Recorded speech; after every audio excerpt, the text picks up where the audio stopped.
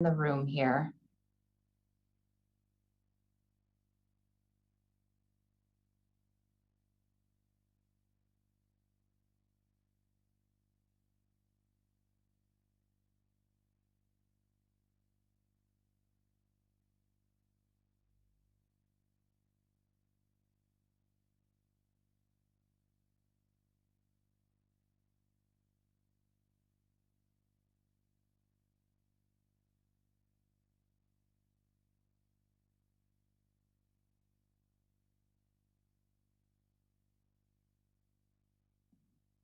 Okay, we're going to get started. Thanks to everybody for joining us. We have 3 doctors and leaders here to talk about Children's Wisconsin's response to the incident in Waukesha yesterday.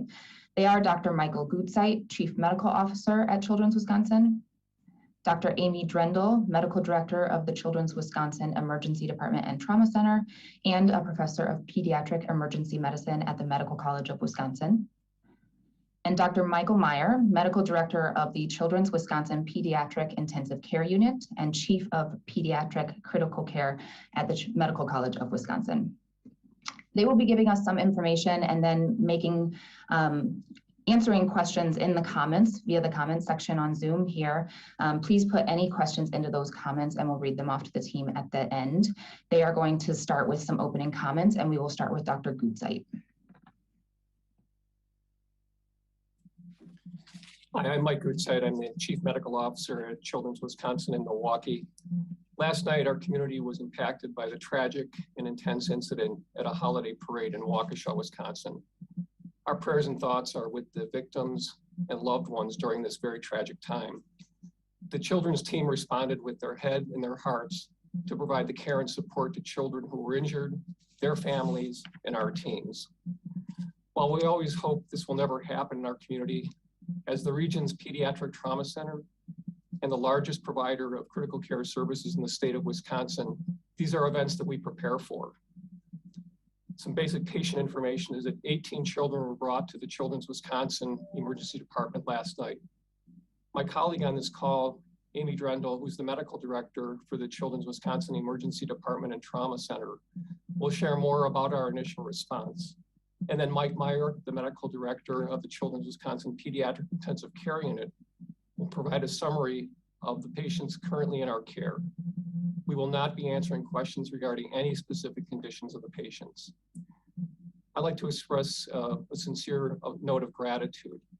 Before, I want to emphasize and express thanks to the community for the effort in their response.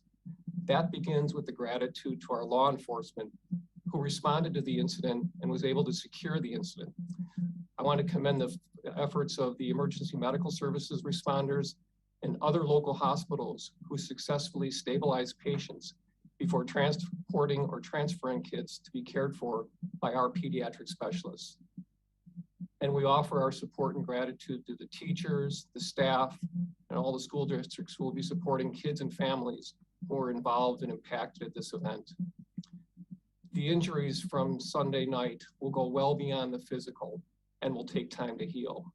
We all must continue to lean on each other and to encourage those impacted to reach out and use the resources that are available to them. Each of these injuries impacts a family, friends, and a larger circle beyond those immediately injured. With that, I'm going to turn it over to Dr. Amy Drendel, the medical director of our Emergency Department and Trauma Center. Thank you. As an emergency doctor, we're trained for these types of incidents, but you never want to experience them. I want to start by sharing my sympathy to all those who've been directly involved. Children's Wisconsin is a large pediatric emergency room, and we are uniquely equipped to support an event like this.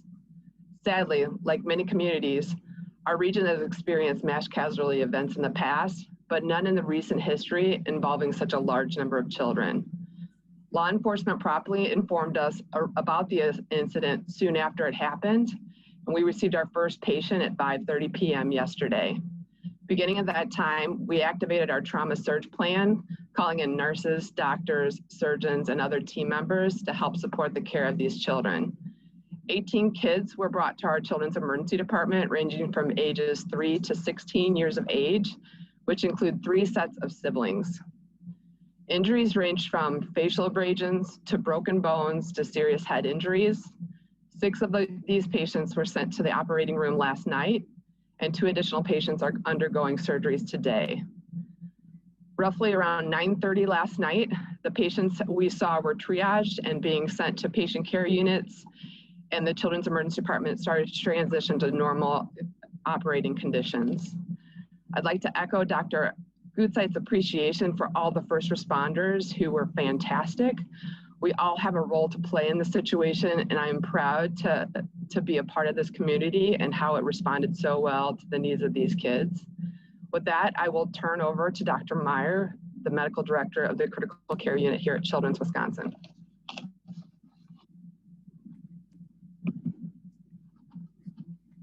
Dr. Meyer, you are on mute.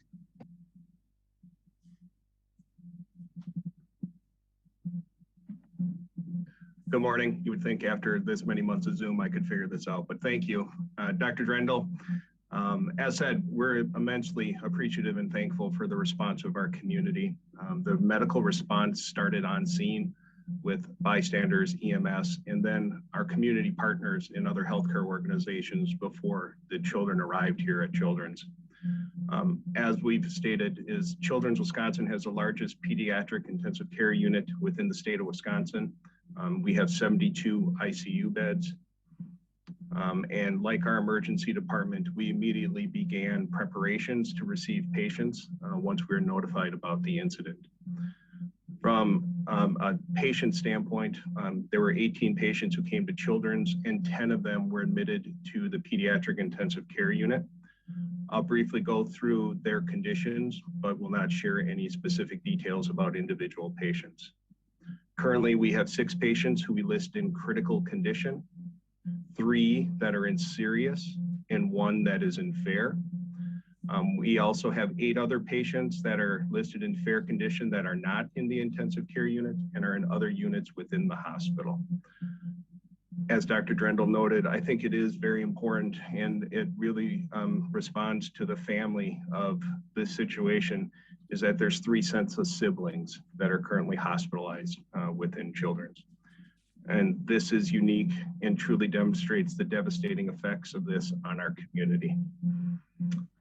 Mental health support has been activated for our families, our children that are involved in this, and also our staff. Social work, mental health teams, and our chaplain teams are all actively rounding in the intensive care unit, as well as other units in the hospital. And it is amazing to watch them and our medical care teams work as a single team to help our families and our children. I'm immensely proud of the teams that we have here at Children's, and I'm amazingly proud of the community that we serve in and that we live in. Okay, and we are going to take questions now in the chat. Before we do that, I just want to note that Children's Wisconsin has established a mental and behavioral health support line for families who need emotional support. That line will be active at noon today. That number to call for emotional and mental support is 414-266-6500, and that will also be pasted into the chat so that you can grab it. Okay, let's start with some questions. So Dr. Drendel, we have some questions about the initial response to the incident yesterday. Can you talk about what that meant for our teams and what it looked like?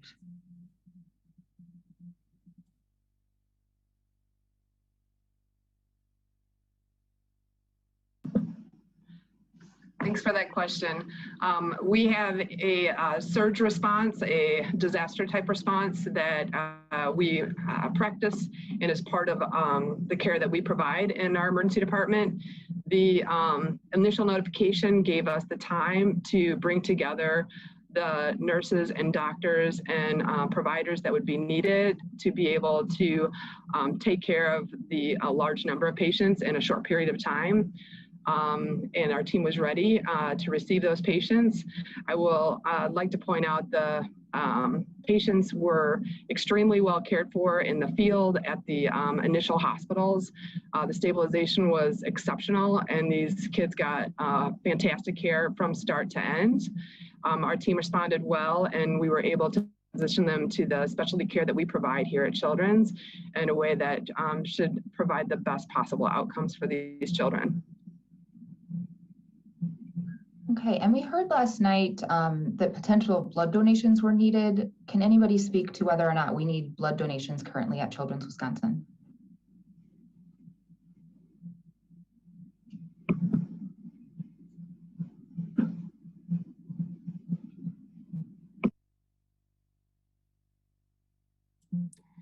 Thank you for the question. This is Mike Gutzeit. Yes, blood is always needed. It's a precious commodity, and during actually even the normal operations on a day-to-day basis, blood is valued and appreciated because of the blood products that are necessary to do the complex care for patients that are at Children's. I would say in situations like this, there can be exceptional needs for blood. So if anybody's interested in donating blood, contact the local blood donation centers, and please take advantage of that. Okay, and to reiterate, if someone wants to donate blood, they should go to their typical donation site. Correct. Okay. Have all of the patients been discharged? Have any of the patients been discharged, or are all 18 still in the hospital? I think Dr. Meyer addressed this. Dr. Meyer, do you want to jump in on that? Yes, thank you for the question. As of right now, 2 children have been discharged. We are currently making determinations about the ongoing care of the children that are in the intensive care unit, as well as the other care areas in the hospital, and would anticipate that discharges will go through a orderly process as we continue to assess injuries, as well as the mental health and well-being of all of the patients involved in this. For the patients that we saw, have we made contact with the family members of those patients at this point?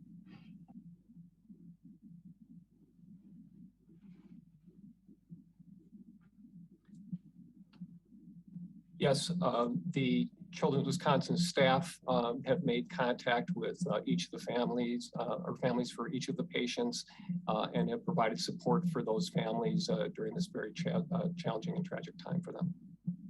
And that will be an ongoing connection point to guide families through what resources they need during this time. Okay. Dr. Meyer, this might be a tough one. I'm not sure if you're able to answer it, but do we have any information about which groups of people were admitted to our hospital here at Children's Wisconsin? So I know that, there were different marching bands and dance teams. Do we have any information about who those people were that were admitted to Children's? Unfortunately, much of those individual pieces are still being sorted out.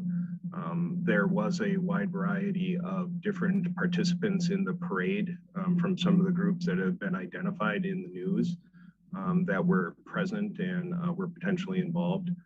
I would say that this has impacted a great number of members of our community and the groups that participated in the parade. Okay. And then Dr. Drendel, did you receive patients who were conscious and understanding of what happened last night? Someone from media is asking if we have patients who really understand what happened. We received patients with different levels of injuries. Some were conscious, some were not conscious. Their experience and recollection of the events isn't clear to us based on our emergency department evaluation, but will clearly be a part of our ongoing care here at the hospital. Okay. I'd like to emphasize this is one of the unique aspects of a pediatric organization that has all the resources to provide support beyond the exceptional care that Dr. Drendel, Dr. Meyer, and the rest of the teams do. It's providing those social workers and others, child life specialists, other specialists who can wrap themselves around the family, provide the support for the patients, and understand the needs of the child depending on the chronological age and development of the child.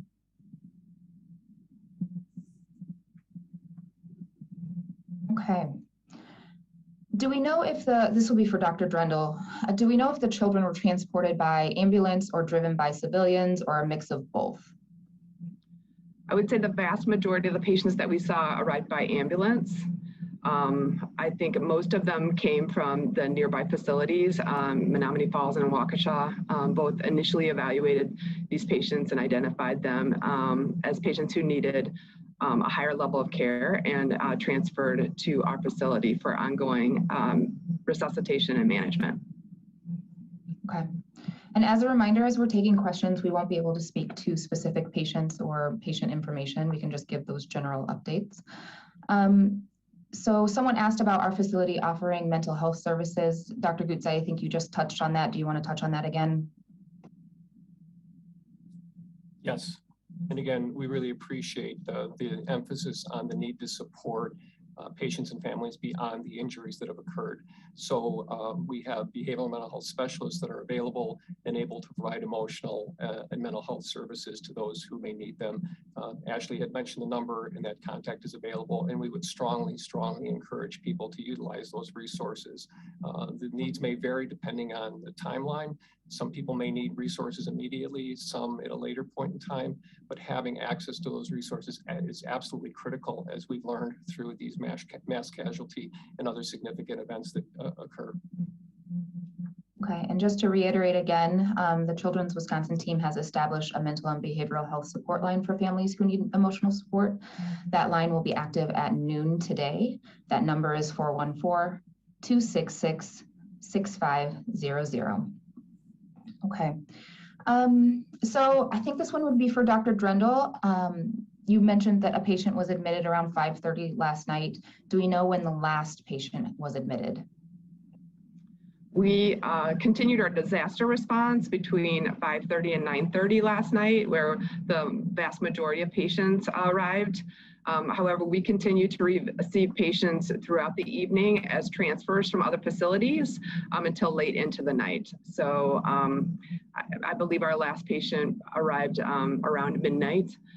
So the patients continued to arrive as their injuries were identified and the ongoing care needs were identified that here at Children's we were able to provide. Okay, and to reiterate, those patients, the reason it took them so long to get to us was because they were admitted to a different hospital, checked on, and then transferred to Children's for care. Okay. That's right. Okay. Looking through some questions here. Let's see if we have any that we haven't answered yet. Can you talk to, let's have Dr. Gutze address this one. Can you talk to the importance of having quick response teams there, teams like EMS and people trying to take care of the patients before they got to Children's Wisconsin? I think we touched on it earlier. Yeah, and I would like to reiterate that Dr. Drendel spoke very well about the appreciation and gratitude we have to those first responders and other hospitals that provided tremendous support and exceptional stabilization of patients. That is so critical, especially in the first few minutes after an event like this. Providing that stabilization allows the child the best opportunity to have the best outcome.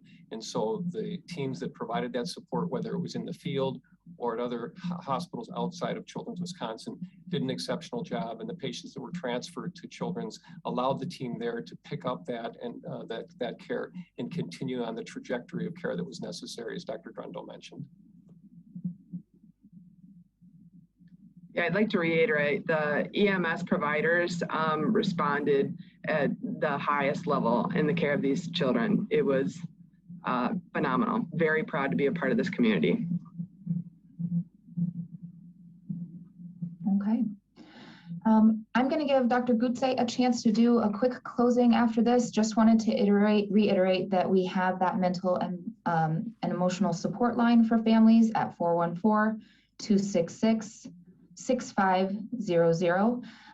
For updates from Children's, stay tuned to our social media accounts as well as our website, childrenswi.org.